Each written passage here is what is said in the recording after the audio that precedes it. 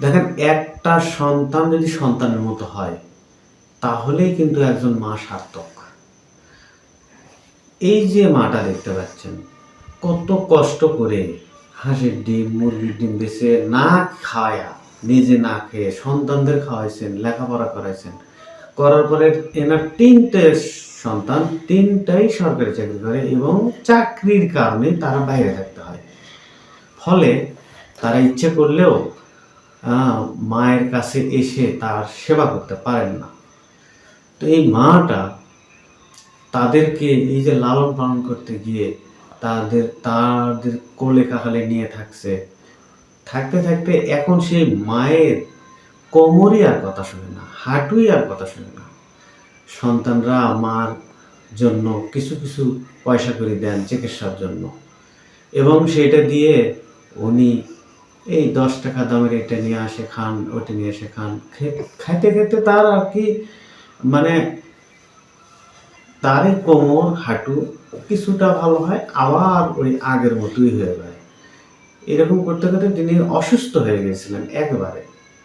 পরবর্তীতে মাস 3 আগে ওনাকে সুযোগ হয়েছিল একটু সেবা করার।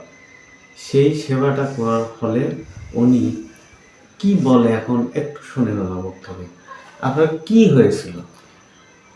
আমার ব্যথা ভালো হয়েছে, অনেক সুস্থ পাইছি আমি।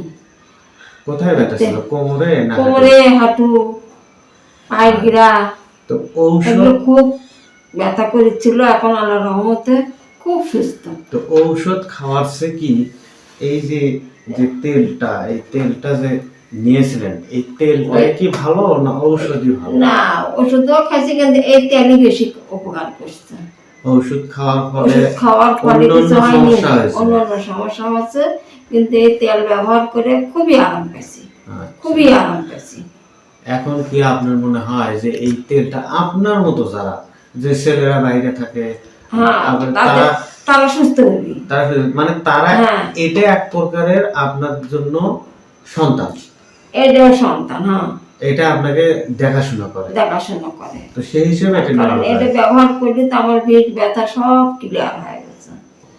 আপনার কি মনে হয় এটা খুবই দাম? না, এটা খুবই কম, কিন্তু কাজ করে ভালো, খুবই কাজ